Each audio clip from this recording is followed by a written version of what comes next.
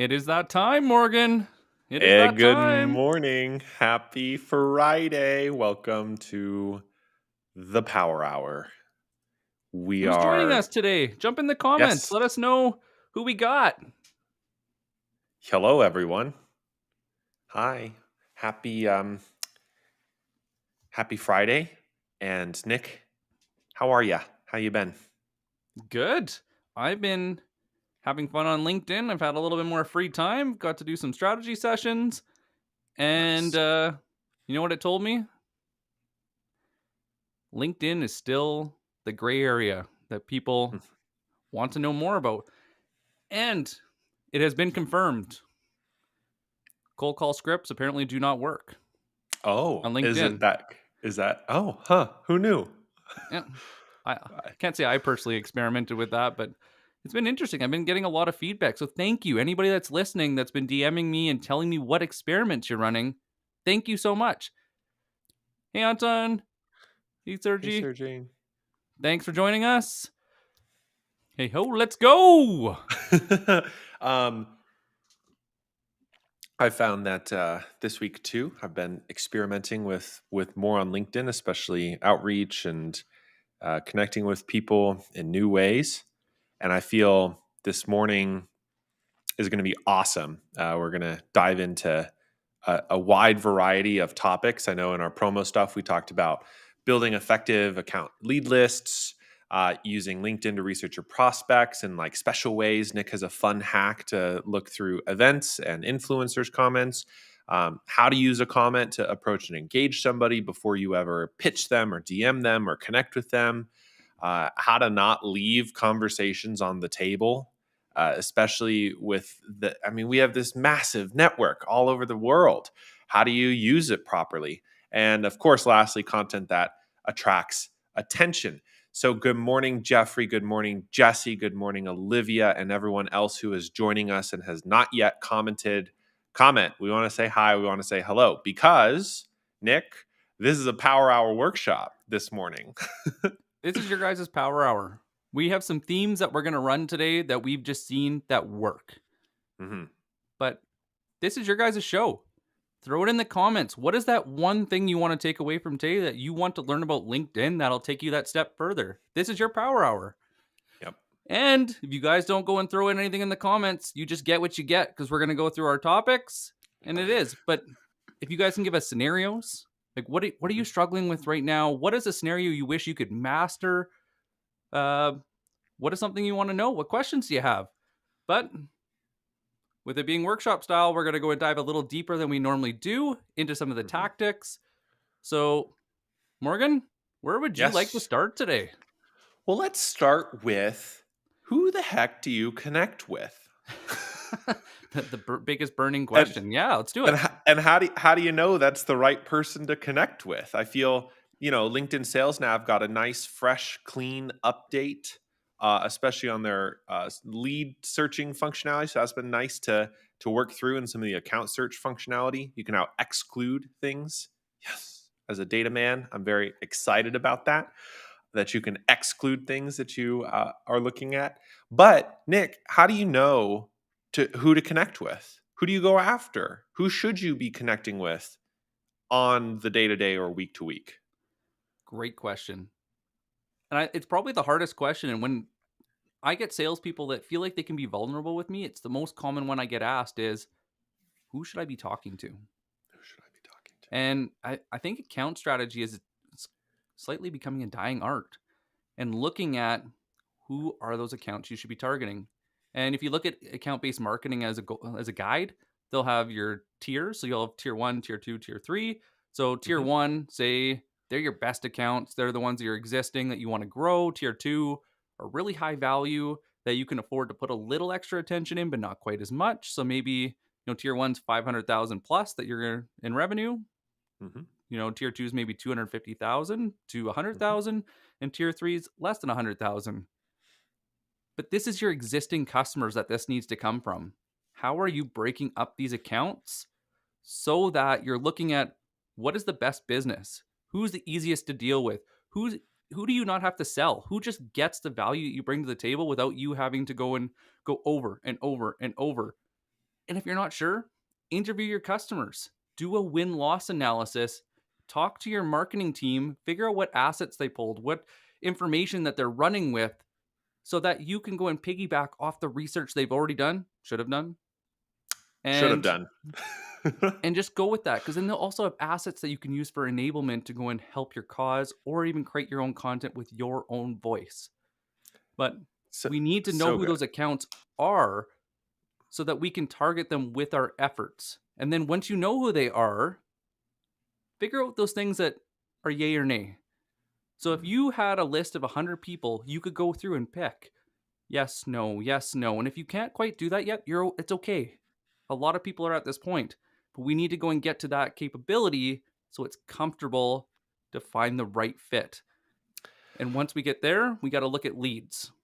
Mhm. So, right, Morgan, who are we Mhm. talking to in these accounts? Who are the right people to reach out to? And as you found out with talking to sales and marketing people, who are the easiest to talk to? And it Sales. changes. Yeah. I mean, generally speaking, as salespeople are far more responsive than marketers. But one thing that I always liked that you recommended, Nick, was that when you start out, you really need a tight, tailored account list. So the mistake that we both see lots of companies make is when they create an account strategy, they have whatever ICPs, ideal, and usually they're ideal clients. They're not actual clients. They're just people they'd like to sell to. Um, they create ICPs and then you develop this account list out on LinkedIn that's hundreds of different companies that you could sell to. And Nick's recommendation previously, which I've been using and it's awesome, is to tailor that to max 50 accounts. Mm. And to get down to that size on an account list requires you to know a little bit more about your customers and what kinds of customers are good fit for you. And if you don't know that, that's fine. Like you can experiment, you can see what sort of works over the next 60 to 90 days. You don't have to know that today. But the goal is to be able to tailor an account list to 50 different accounts. Maybe you know that you work best with companies that had a recent change in sales leadership because you're selling services that work best when there's a new VP of sales or a new CSO. And that's based on the account strategy information you have or the win loss analysis you've done. You recognize that 7 out of the last 10 closed won accounts came from a new VP of sales at this company. Well, that's a pretty easy thing to filter for in LinkedIn. And then you can start filtering by geography and by headcount growth and by maybe funding round events or by lots of other filters. But to really try and narrow your efforts, because once you have those 50 accounts, you can turn that around into a lead list, right? You can search leads by your account list. And then you can find the roles at those companies, the personas, to use that language, that Mm-hmm. are good targets. And chances are, if you know that these VP of sales in this instance tend to be the buyers, maybe there's something about an approach with those VP of sales that are active out on LinkedIn, or maybe the best front door approach based on your account strategy and the information you have at your disposal isn't through the VP of sales, but through a sales director or through a sales manager. Having that knowledge about how you're routing your accounts Mm. leads you to build more effective account lists and lead lists on LinkedIn. It's technology, it's a tactic. The LinkedIn can filter all the different things that you want. And practically speaking, if you can't do it manually, you won't be able to do it automatically. Tech Yeah. just augments what's already there. And going to Sergi's point here, he was pointing out that with so much third party automation, it's Mm, hard to know what's real and what's not, and what's a bot and what's, just a generic outreach plan. You know why those don't work is because we expect it and mhm, because it provides no value. Like, mhm, even going back to what they teach you in cold calling, the first thing you have to do is ask them a question that shows that you know enough about them to have a conversation. So, for example, one thing that you might want to do is Morgan did a really good exercise that we built a list of 500 accounts and we tried to divide them up into 50s. mhm. And Morgan got to see different trends and he was relaying back to me like, "Hey, did you know that only these accounts are like for financial services?"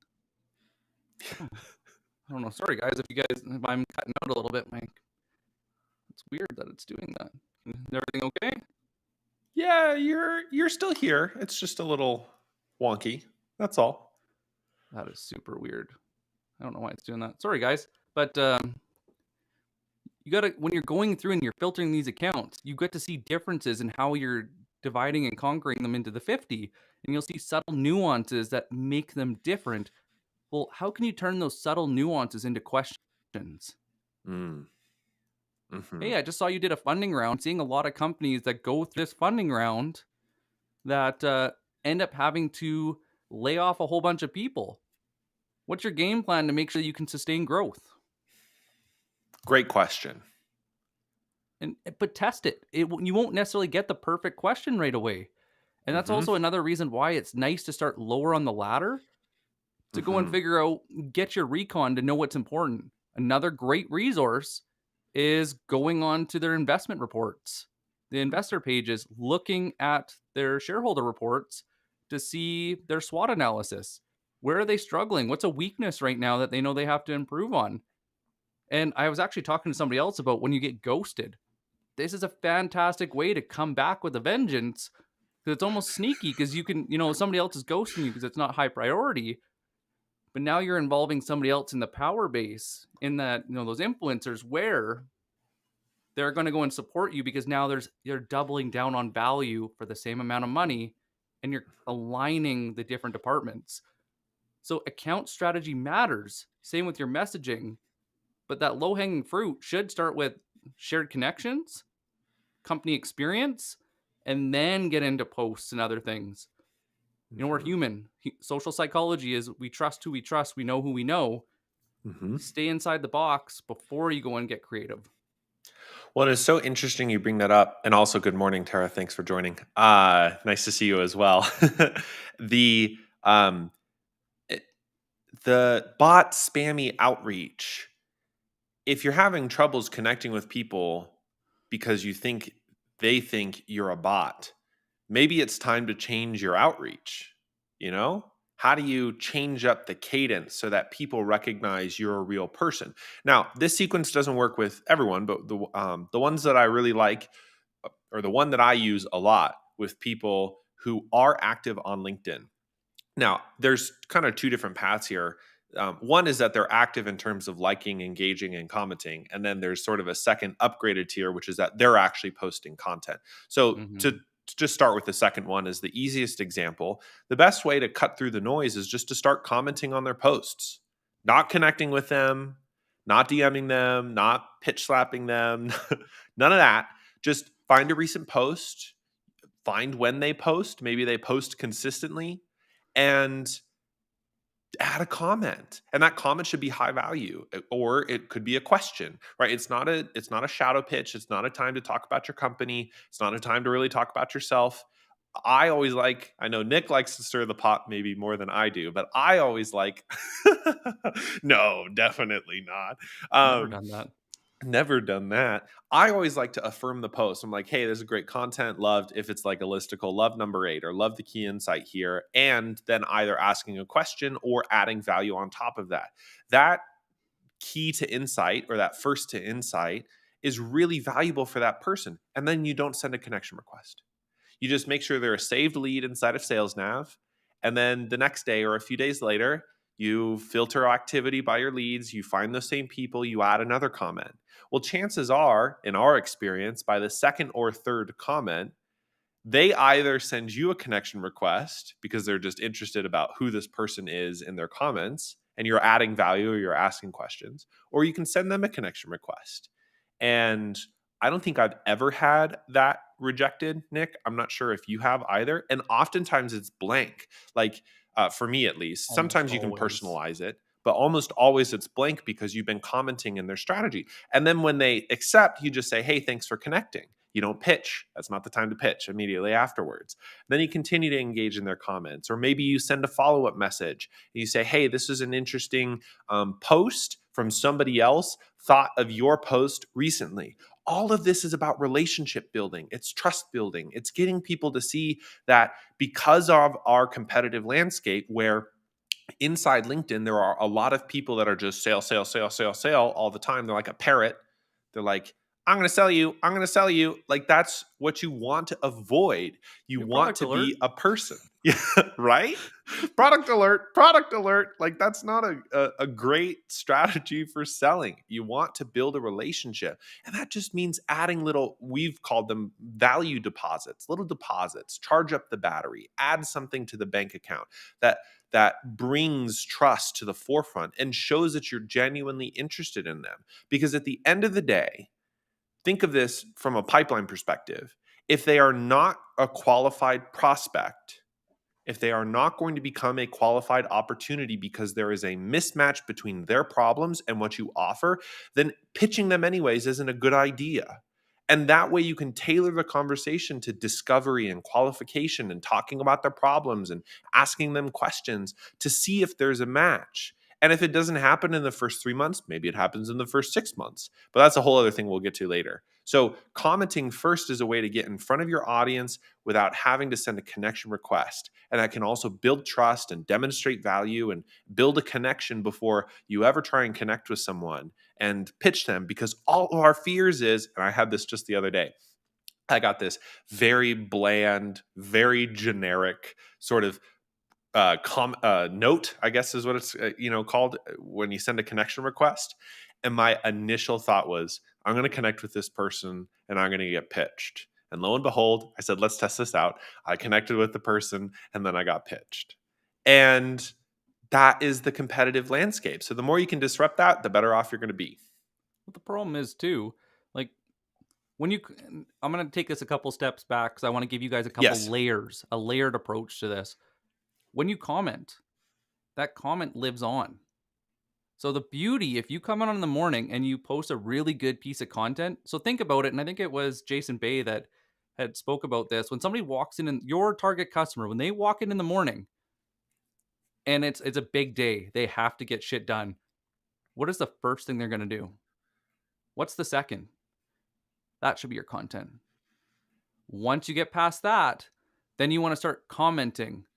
Who are those influencers that have big followings that they're in that community building it through their comments that you can join in and either learn about like personal knowledge or professional knowledge, learn what their customers are asking, what they're interested in, or even just put yourself out there in a way that is non-threatening because you're just diving in a little deeper. And there's eventually you'll find that commonality, that value point where if it makes sense, they'll book a meeting with you. And so you can do these investments in less than an hour first thing in the morning. And then you can move over in your accounts and you can start getting really targeted on sales nav where you can have your account list built out. In your account lists, you build out your personas, those buyers. What are those titles that they have? So go and write in the top in your lead list, which account list are you sorting by? What persona are you sorting by? And then which titles they have, and give yourself the advantage of writing notes. You know who those people are, and then go and just comment on their posts for a little while. And then what you do is because your account lists are set up, if you go to the homepage on Sales Nav, it also gives you different intent channels. So somebody just got a promotion. So if you think, those last couple sales that you had, what were those triggers that they reached out to you? Was it because somebody got a promotion? They just did a funding round? Is it because the headcount started dropping and then they were worried? Is it because the headcount just doubled and they don't know what the hell to do? What is it that changed that was that emotional trigger that they're like, "Holy crap, right now is the time we need to make a change because it's already happening, and now we Hmm. need help, or now we need some Totally. guidance." And then you can piggyback off that momentum to bring value now, which can be that free Hmm. taste that opens that door. The only time you should be sending a LinkedIn DM, and please, guys, chime in if you disagree, because I'm game to go in battle, but is if there is a timeline associated with it. So regulations changing, pricing's changing. Hey, you guys got 2 weeks. I just wanted to let you know we're seeing about a 20 to 30% increase in raw materials, which is going to affect the pricing. So you have to really dive into why now? Hmm. Because they already know they need to change. Why now? Hmm. And is it why now because of you? Because you need to hit quota? Or is it why now because it's something they care about and they're judged on? Hmm. If their role isn't judged on this and it's not part of their KPIs or it's not part of the corporate strategy, don't DM. Yes. Use the other strategies. But this is how you have to layer cake it in, like Morgan likes to say, so that you're think of it like stackable revenue. Okay, I got my content. That's going to go and attract people to me. I got my comments, which is going to bring people to me, showcase my expertise, build relationships. Okay, I got my DMs and my connection requests. So I'm building my audience with those people that need to be in my network the most, that I get along with, so on and so forth. Should we jump into influencers next?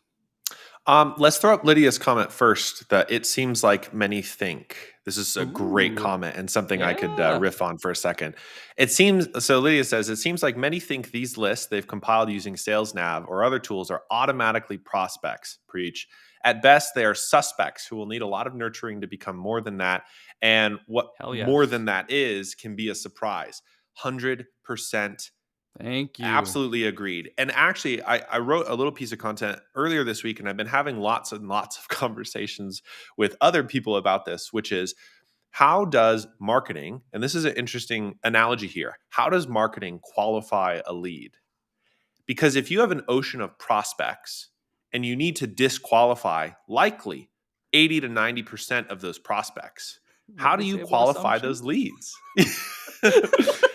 The way that most marketers tackle that is by creating brand personas and try hard Tammies and all this nonsense. And then they create name and email lists and then they pass it off to sales saying that these are qualified leads because they attended an event or they downloaded a white paper. And that's completely They looked at insufficient. your LinkedIn And profile. and they looked at our LinkedIn profile. And similarly to what Lydia brings up, just because you have a list based on this targeted account list and you create a lead list of certain roles and people, those are now prospects.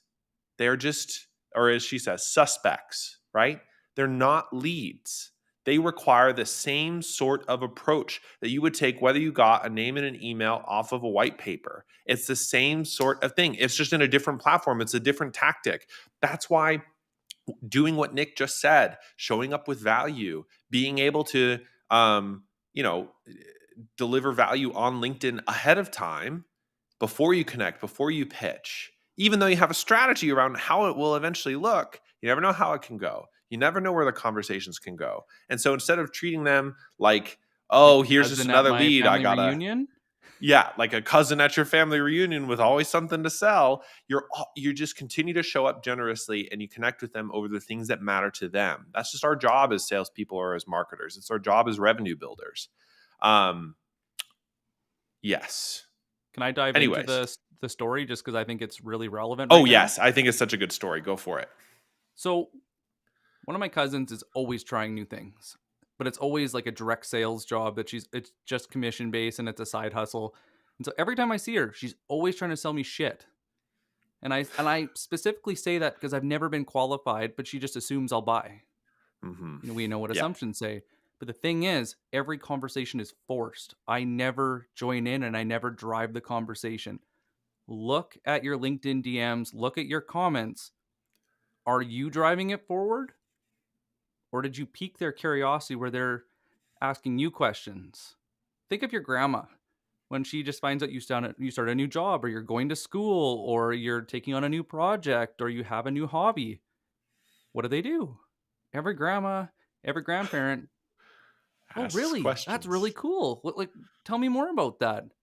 And they Hmm. naturally dive in. This is the whole point of commenting, is to trigger that, oh, tell me more. Hmm. But the problem is people make it about them too soon a lot of the time because there's no sense of urgency to make it about you. It's on your timeline. So you need to switch the script and race to commonality. What is something they want to talk about? Where's that value? I have a gentleman that we're exchanging emails now on email scripts. I'm bringing value for LinkedIn. He's bringing value for email and DMs, and it's a collaboration. Will we do business? Who cares? It's not the point. Yeah.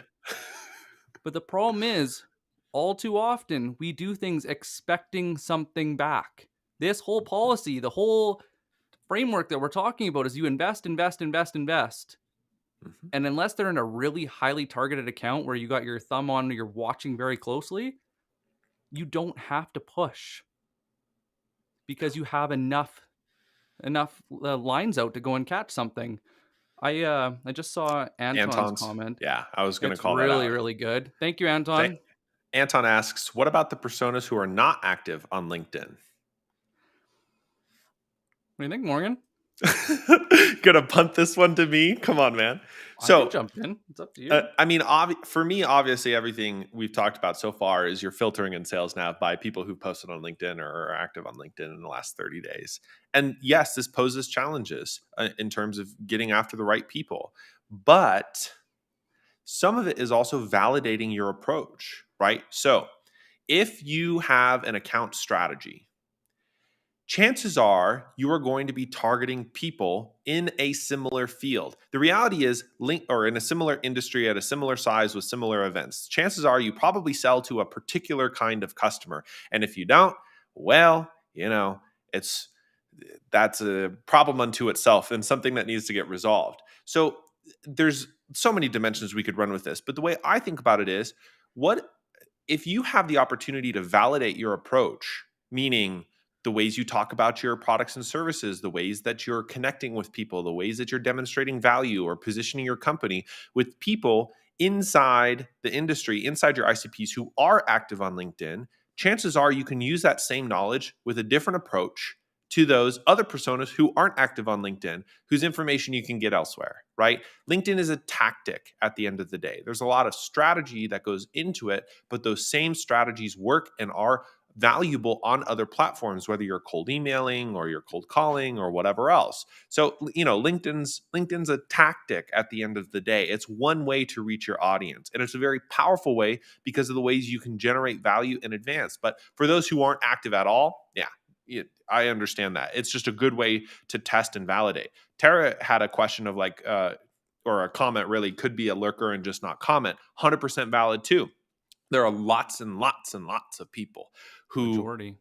about 95% of people actually on LinkedIn, who don't comment at all. So sometimes, even if you find a profile that says there's no activity in the last 90 days, they may have logged in yesterday. You're right. I mean, it's worth a shot too. And that's where getting that requires a different approach, because if they're not engaging and not commenting, and Nick was about to say this before we went through some of the comments in the feed, was um if they're not commenting and they're not engaging at all, it requires a personalized approach, a connection request. We actually did an interview with Candace Edelin about this on the podcast, which is awesome, and she has a Mm-hmm. way of going through researching them, understanding the company more, and sending a connection request with not a personalized DM like a hey Nick, saw you did X, would love to connect. That's personalized. For most people, a really well researched, thoughtful question that you're actually asking them in the connection request. That's one way to go about it. If you're fairly confident that they logged into LinkedIn. If they aren't commenting, but they are liking stuff, and that does show up in the activity on the account. The other way is to go after the influencer accounts that they follow. Chances are we all follow some people who have 15, 20, 25,000 different followers. And that's where you can leverage the comment approach on influencer accounts to get in front of these people, to show up as they look through the comments. Because I mean, this is the funny thing. We all look through comments. We all Mm-hmm. see a big post with 400 likes and 20 different comments, and you click and you're like, oh, that's interesting. And your name could pop up there. That's a much longer term strategy, of course, but it's another way to get in front of these people. So those are three different ways that we could, I would begin to address that question. Nick? Every industry is on LinkedIn, just not every persona. Mm. Every company is at a different stage of digital transformation, where some are more traditional and they have lived in a cave and they haven't moved to like the new world where they're still figuring out Zoom and email's still tough, or they don't understand their phone. It's okay. It's a nature of the beast. It's fine. But their salespeople usually are using LinkedIn. Their marketing team might be using LinkedIn. Not every approach, not every account strategy needs to be just LinkedIn. So sometimes it's better to go and do email, like do what Justin Michael says and do spears. Do your initial email, reply back after a certain time with thought so it bumps back up. Do a visual prospecting, draw something that is highly relevant. Go and do that. And then so You can start there. Hmm. You can go and cold call, do your research, cold call. But a lot of the time, what you can do is there's salespeople, customer service, somebody that's already on LinkedIn that you can connect with and use as a resource and refer your way up the ladder. Or do recon and then call asking for the right person, and they'll even you can even ask for help and they'll guide you through that process. But the whole point of doing an account strategy, building these account lists, building these lead lists, is looking at the best way to target this account. Yes. The thing with this whole LinkedIn process is it's indirect with content, it's Hmm. indirect with comments and showing up in the right places. It goes direct when there's a purpose, where there's a timeline, where there's a referral. You got to go through these steps or you're selling yourself short. You don't invest in one basket and think that it's going to work out for you. Everybody knows that you want to spread yourself out a little bit. So have two Hmm. or three go-to tactics and take the time for each account to map that out a little bit, your playbook. Just make it personalized. We Yep. got some good comments. I let's you laughed at Lydia's. I think it's totally worth showing up because Kinder has sort of a follow on later. So Lydia had commented unreasonable sales quotas You know and crappy exactly what was sales going through my training mind. make people try to score on the first date, quote unquote. And then Kinder follows it up with the adage, ABC always be closing and ABS always be selling, no longer hold weight. So I feel like those are in the same vein. Nick, you were chuckling about this. I think you should say something. I've never said this live before, Okay. but I'm Oh, I know where your head's going. Yeah. one thing I tell a lot of salespeople, and Eddie, if you want to borrow this, buddy, go for it. Don't sell like a horny teenager, It's so true. because all you're ever focused on is what you want and what you want to get out of it. And it's people can read right through it because you're so transparent, because they're talking about something else and you redirect back to what you want. Or you want to go for coffee and now they want to take you somewhere else and you're like, that's weird, that's not something you would normally do on a first date. And going back to what Lydia was originally saying, they're a suspect. Hmm. You're trying to go and see if it's a good fit, Hmm. but there's a lot of steps that come before marriage. Eddie. But It's so good. It's true. I mean, there's no. I've told Nick like we maybe shouldn't say that in a live show, but it's honestly too perfect right now. actually, I will go and say Eddie did talk about something different, and it was really, really good because it was talking about Mm, you have to. And Eddie, please throw this in the comments because this is yours. You figured this out, so I'm just telling it as I remember. Eddie brought up a really good point, and it plays to any channel. And you gotta treat relationships like relationships. hmm. There's different phases of relationships. Hmm. So you're dating. Well, how do you walk through the courting of that dating? How do you go and guide it in a way that is natural? Okay, now you're in the honeymoon phase. What do you expect in the honeymoon phase? Okay, you've been dating for a long time. What would you expect? And one thing me and Eddie actually brought up too is retention and growth of accounts. Lydia's comment. I won't repeat for our audio listeners. But you got to respect relationships and think about how you would treat your own relationship, and that's part of it. But it's being purposeful, it's being respectful, it's earning trust, but it's being focused. And that's how you win. And connect with Eddie and ask him about how he treats his relationships. He has a really good way of looking at it, and it's not only is it respectful, but it's very purposeful and it works. So make sure you connect with Yep. him. But yeah, Well, it's and interestingly, on this note, the the I'm still cry laughing a little bit of this whole discussion. The I had an old mentor of mine who gave me a piece of advice many years ago, and it has held true for forever, which is that, well, he always joked relationships are hard. All kinds of relationships are difficult because there's inevitably people want different things. But if you, in this vein, the piece of advice is all relationships are similar. I mean, yeah, in a business relationship, the terms are a little different than if you're married to someone for most people. But for the purposes of our discussion, all relationships are the same. So if you're thinking of going on a date with somebody, or you're at a party, this is the analogy I always use. If you're at a party, because at the end of the day, LinkedIn is just a big old party platform. We're all here just to have fun, talking with each other, networking, whatever that means, quote unquote. And what would you do? Would you come up to somebody at a party and say, "Hey, I work for this company. You want to buy what I have?"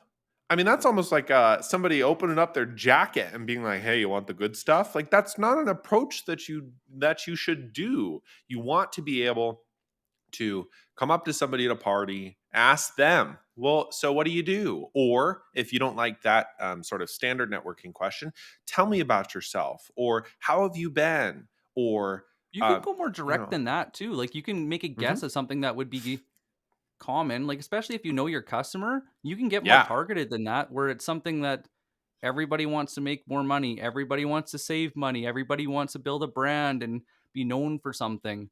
Hmm. You can be really strategic with your questions and get to the end result faster, Hmm.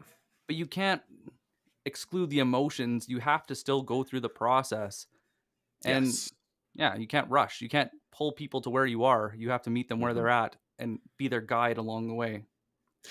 So let's not lose this thread. I feel like we've explored a lot of the commenting and relationship building a lot. I don't want to lose the thread on finding new people to connect with, because you have a really great tactic that you use with LinkedIn events in order to Oh, connect to the right kinds of people out here who are active. And it's a different way of screening them. You're not actually using Sales Navigator. So no. why don't you explain this approach? I've always loved this. And I think it was actually Selena that pointed me to this or Oh, told me yeah. about it. Hmm. I think she's a, if you're not following Selena, Selena Young, yeah, she's awesome. she knows her shit. Yeah. But events. So, you know, when you're in LinkedIn, you go in the top left corner, you search a relevant term. When you go on, it'll pop, there's little bubbles underneath, and it'll say, I think the first one's people, Hmm. something posts events. Click on events. And what you try to look at is what are those questions that people are asking just before they buy? What are those questions that show people are past that suspect and now they're really starting to learn? And what you're doing is you're meeting people where they're at when they've already started slightly into the journey, where maybe they don't have connections that they can go and ask questions. Maybe they're just doing it for their own professional development. But what you can do is you go into those events, you register. As soon as you register, it opens up the entire attendees and you can message them without needing to connect. Hmm. This is a privilege. Don't abuse it, Yes. I was please. about to say. But what you got to think about is what's going through their mind. Why are they coming here? What is this power hour for them? And is this someone I can help that I can be a resource to? If it is, how can I start that conversation? How can I build some commonality rapport by focusing on the topic, the reason they're here? Hmm. It works really well. Really, really, really well. And so we talk about stacking. What this is one of your strategies. I only what I use this for the most is when I don't have meetings. Hmm. So say I have two meeting slots left, so I have a free hour. So I'll spend an hour just looking at LinkedIn events. Sometimes I'll actually attend an event if it's something relevant, and I'll just join in the comments, or I'll actually message people directly, and it's like a slingshot. It it works incredibly well every time. Absolutely. I feel like it's such a good approach. For me, what I use those event lists for is, well, there's lots of different layers I think about. And especially from a strategic sense, I want to get a sense of validation. So, if not like me personally, but sometimes, but for an account strategy, if you know that the people you sell to are trying to solve problem Y, and you search up events using that couple of keywords, and there's all kinds of events that get run on LinkedIn, and you register and you pull up and you see a lot, not necessarily at your exact accounts, but you see a lot of similar personas of companies that maybe you could work with, maybe not, but that, the VP of sales are interested, the or the account executives are interested, or this sort of persona in digital marketing is interested. For me, that's a validation of our strategic approach without ever having to send a cold email, without ever having to A B test. You're just using available information at your disposal to validate that your assumption or your guess that these kinds of people might be interested in these kinds of topics is probably valid. And that can inform your messaging. Yeah. Anyways, I feel it's such a good tactic. It works really well. And on the side note, Yes. influencers. Hmm. Really big influencers posts become events. If you don't believe me, go to Gary Vaynerchuk, who I love stirring shit on all the time because I'll just throw something in there. But you got to do something that's polarizing, like controversial, that it makes people pick a side. But think of it like a psychographic fit. If people like me think things like this, they're not wrong if they disagree.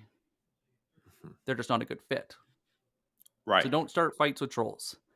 But throw this comment out there and you'll attract those right people who will either look at your profile because they're getting thousands upon thousands of views every few minutes, or they're going to get a ton of comments and you're going to go and open yourself up to either new categories, new people. Where I found this works really well is not only do they join, but they'll refer you. And because they're commenting too, it spreads stuff further. So now you have wider reach. But you got to look at it longer game too, because now, like I said, they're referring you, so they'll open doors for you, and you can even ask them, "Hey, do you know anybody at so and so company?" Or Mhm. this is where you can start looking and mapping out your accounts to see who can open doors with you, not for you, with you. My favorite part of that approach, and I've used this to great success, and I know you certainly have, is you open up a big influencer's profile's recent post, it's got 30,000 likes or whatever, and you look through the comments, you look at names, you look at titles, you look at positions or headlines or whatever else, and you select their comment and then you reply to that and get a conversation started. So you don't even have to reply generically to Gary Vee's post or reply generically to somebody's post. You can choose a specific person's comment and respond, stir some controversy, ask a question, add value, add a little humor. If you can nail the textual humor, it's hard, but it works to great effect if you can nail it. That gets people excited. And that also generates a little excitement. So if that's somebody that you want to go after, obviously, if they're a target account, that's a great way to start a conversation. But even if they're not, and you're just looking for extended visibility or new partnerships or new people to connect to, it's such an easy way. Instead of scrolling through the feed for forever, pull up a big influencer's account, scroll through, add 3 comments, have a conversation with those people. Guaranteed within 2 or 3 interactions, somebody's going to send a connection request to each other and it's not going to feel awkward at all. And then that conversation could continue in the DMs. That's at least And one don't just approach. comment on one person. Go through No. the feed and actually comment on. I find that the golden numbers at least 5, Oh, because then yeah. people see you being open and honest and like helpful, and so it takes the fear out of it. Hmm. And so Hmm. invest yourself, show up. Think of it's like going to the gym. People may not talk to you the first few times you go, but after, a week or so of people watching you, always being there, always being helpful, being respectful, you're more approachable and it leads to a better conversation. And I can't believe Morgan didn't get into this, but it's market research. Oh, I know. Oh, but what happens? Think about this. We're talking about like what is top on their list. So you're going through and combing through to find people in your ICP, your target accounts, your leads, the right titles. What are they commenting on? What are they commenting? What questions are they asking? What pisses them off? What gets them excited? What makes them act? And don't just do one. You're going to need a few. I find that Oh, it yeah. takes somewhere between 10 and 20 you start seeing trends. And if you're starting out and you're just not sure who to sell to, go find the top 5 accounts, influencers in your market, in your category that your people are listening to. Comb through there, build a Google Sheets list, put somewhere between 50 and 100 of those comments down, and try to go through and dissect why. Figure out Hmm. that why. And it'll change everything. Yeah, and honestly, this is the underappreciated asset, and this is a whole other conversation which we're getting into in our own work, Nick. But we haven't really discussed on the live show. Is market research should not be a one-off process. It should not be done every 12 months or not every done every 6 months. Like Every 10 I years. understand that, or 10 years. Ooh, we've seen companies that do that though. Like we're laughing because it's sad but true that this is an iterative process of refining and learning, and you have all of this information at your disposal. And so many of us are, and include myself in this category for the record, so many of us are sort of used to the idea that if we receive information from above, and then we use that information and we go and sell or we go and market, and that just doesn't need to be the case anymore, right? The impulse to hire an outside consultancy to do market research for you is fine. They can probably provide data you don't have, or that's cheaper to them to do. But actually listening in and doing what Nick said, taking down those comments. Eddie just commented to make a swipe file and save their post and make the Google Docs, right? So you can save inside LinkedIn and also have this huge list and Or copy it even over into Google bookmarks. Docs, or even just bookmark it. I think And Eddie has a bookmark that he goes down that's really yep, great. It's super smart. and just being able to listen in and dissect, why are people posting this, what motivates these questions, gives you unique intelligence, market intelligence, and also competitive intelligence that you can use to better sell eventually down the road. And in this case, selling is not actually pitching, as we talked about. It's a lot of just relationship building and value provision and seeing if there's the right match, because then all of the sorts of conversation starters you can ask, all the sorts of questions you can ask are informed by dozens and dozens of posts that you've seen from people in their industry, not necessarily themselves, but lots of people who are. Eddie's Eddie commented, "Wade, stop giving my secrets. Sorry, man." And that go follow and Eddie. He's yeah, great. go follow Eddie, by the way. Eddie Bonham, for our audio listeners. We have a podcast episode coming out with him soon, as well. The That sort of power in market intelligence is unique, and the reason it is unique and useful to you is not because or just because you now have a better understanding of your accounts or personas. Like that's useful anyways, okay? But it can inform all sorts of marketing approaches, all sorts of sales approaches. You become an asset in your company. You know your customers better than your competitors. You're Chances high are value. People actually I seek you out. totally. I mean, all of these things are based on your profound understanding of your customers. The rule in both sales and marketing is that if you know your customer better than anyone else, you'll win. And the way you do that on LinkedIn is just by being active. And that's, for me, for us at least, it doesn't actually take that much time. Like if No. you, and I want to get to content before the hour closes because it's, I think, important, not as an asterisk but as something to discuss really quick. But if you are engaging, if you're exclusively commenting, connecting, looking through events, having conversations, commenting on influencer counts, pulling all these insights together, you're going to have a better understanding of your audience who's active on LinkedIn than a lot of people. And then you can repurpose that into your cold emails or into your cold calls or all of your other tactics. Or something even easier. Or So I've been go testing for it. something and I didn't tell you. Oh, I'm It excited seems to to be a learn. theme, but I Yeah, like being my own I guinea expect pig, it. so I try everything first. But Yes. and you can always DM me to ask me what experiments I'm running. But what I do when I do these lists is I look at the language that they're using. What terms come up? Mhm. How do they use that term? Well, LinkedIn is a search engine. So what you do is you search that and you either do people or posts. People, it'll actually pull up what's in their about section. And so you can find things that they have in common where you can just cherry pick and there's an account list. Or you can look at posts and you can find people that are talking about it. So one of my favorite things to find is, what are people pissed off? What is a symptom of bad whatever you're doing? What is a symptom of bad sales? I've made so many calls and nothing has happened. Mhm. Hey, I hear this all the time. A lot of the time people are running with scripts or they're calling kind of anyone and everyone and they don't have a target, and just leave it as a comment. Don't ask a question. So worst case scenario, they don't respond. If they respond, now you've started a high value thread. Mm-hmm. But what happens? Everybody in your audience sees your comments. So now, what is the hardest thing to do? Come up with good content. Well, people are asking questions or they're bitching about something you know more about. Be helpful. Mm-hmm. Jump in, and then it'll actually come back into your feed. And then, especially the people that maybe aren't as vocal normally on your they might comment because they're curious about it too, or they thought the same thing. And next thing you know, you have this thread of comments, and I've booked meetings from this. And they've been a Yeah. lot of fun, and they've been super Whoa, whoa, high whoa, whoa. value and targeted.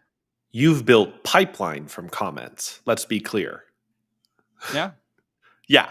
It's not just, oh, hey, I had this nice meeting with somebody. I was like, oh, this is a qualified opportunity for us. That's the power behind this. That's also And why. I was Oh, going to go just ahead. say, Finish like, your the thought. allocation of like Yeah. investments, different things mature at different rates. Content doesn't just magically pay off in 30 days. It'll start, especially if you're really Mhm. highly targeted and you have the right audience, but you have to have the right, and you got to be able to go and tell your manager this too. Content may not actually start bringing in meetings until 90 days, but the comments, but the connection requests, but the other layers that you're doing will. Yes. So don't just rely on one and say it's not working. Yes. Sorry for interrupting. No, I think it's a super crucial point. And that's the other thing I think almost every sales professional I've talked to who does not work for a company with an employee advocacy program or something that like Dream Data, Refine Labs, Gong does in supporting their sales professionals posting. Mm-hmm. What I see, everyone overthinks content. The content is, first of all, just one strategy. It is just one part of your stack. It is just one part of the layer that you're using to engage with people. And arguably, it may not be the most valuable if you have a small audience. So don't overthink it. We had an SDR on the podcast maybe last month. I think it came out before the holidays. And David's an SDR at a company out of the UK at Turtle, and he posts once a week, a couple times a week, maybe. And all that he's posting are insights that he's learned from calls or things to post with his peers. It's just to stay active and get some interest and generate some laughs. But that's enough because he's using the platform in other ways in order to generate interest, in order to work the platform through comments, through connections, through prospecting, through all the other things you can do with LinkedIn in an appropriate way to actually build pipeline. So content can just be repurposed conversations. Candace had this great point that I've loved and I've started to think about using. Like, if you're on a call with somebody and you learn something interesting from a mentor, from a prospect, or whatever, anonymize the content. Say, I was talking with this person, or I was talking with this sales leader at a California tech company, or I was talking with a marketing leader of a company out of Nashville. And this surprised me. And then tell the story. That's content. That's easy enough, right?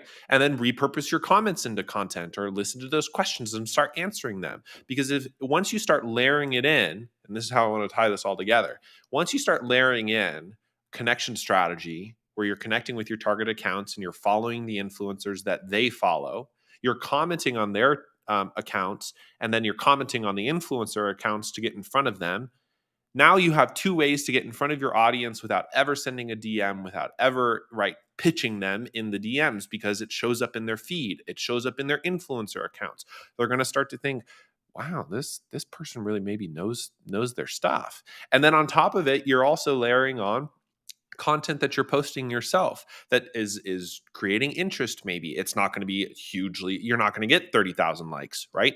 But you are going to probably get some engagement as it builds. And then on top of that, you're going to get profile views with people that you could connect with or maybe who are following you. And then on top of that, you continue to get visibility in other ways, and that drives conversations. You're showing up in other people's comment threads. They send you a connection request, you start a conversation.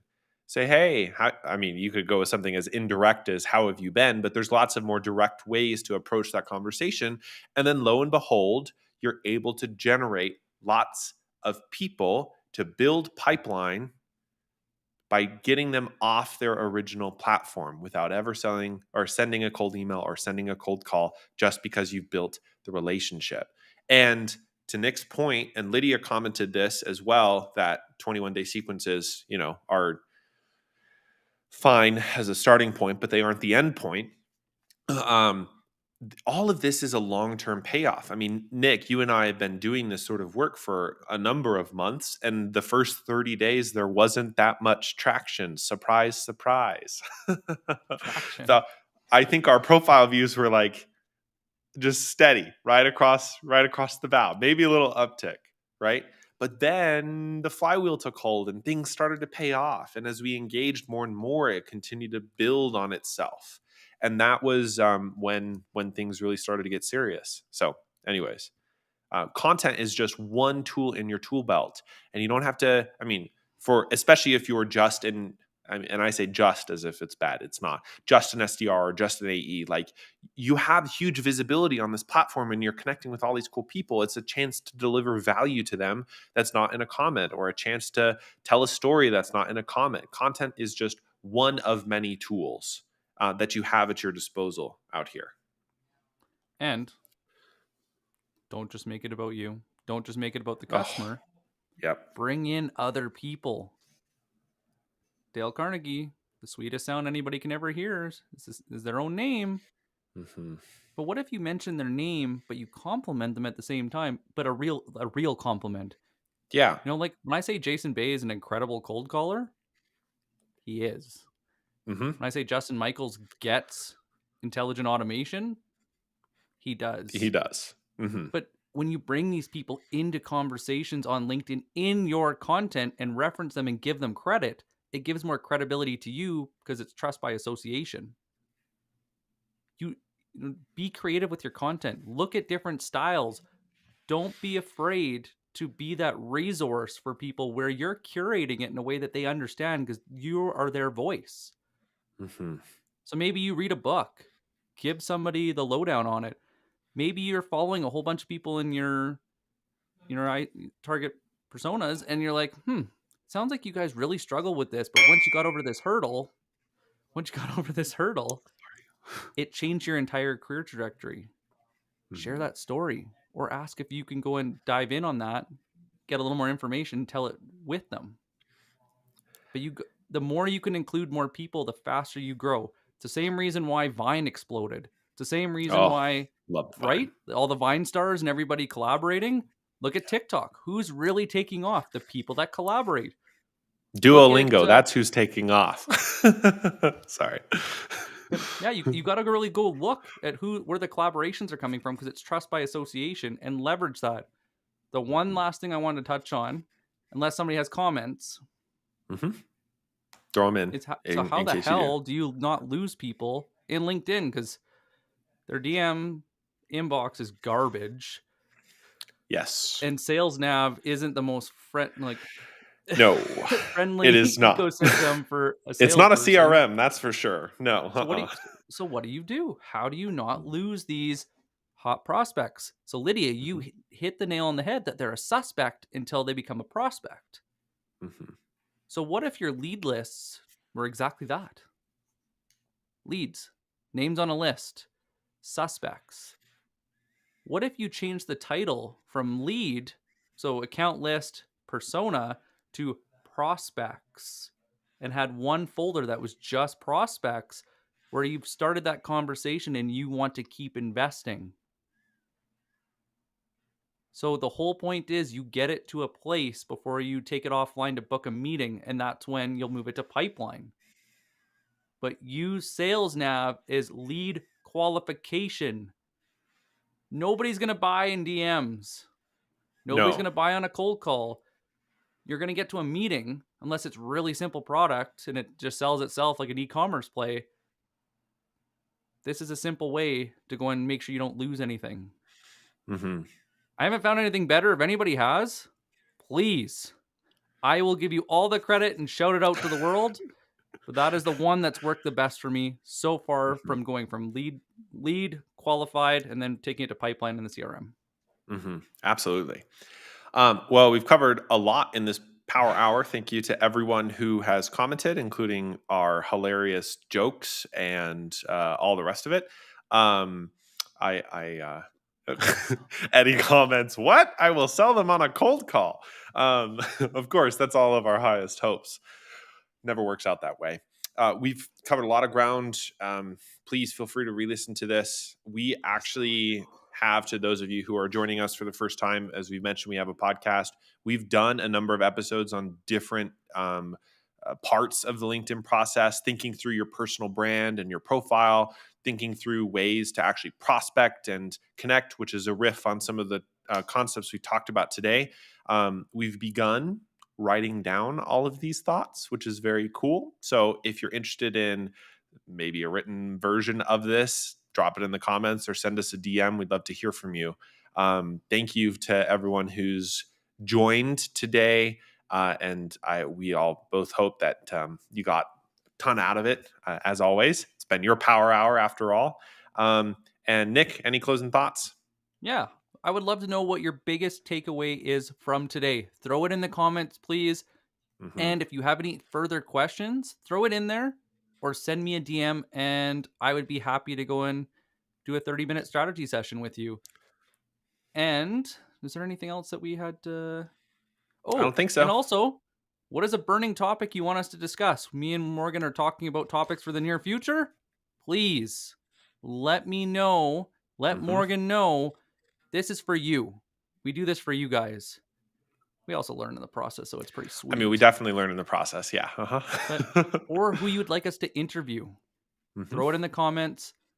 Thank you Send us a so much DM. for being part of this power hour. We could not do it without you. Happy selling, guys.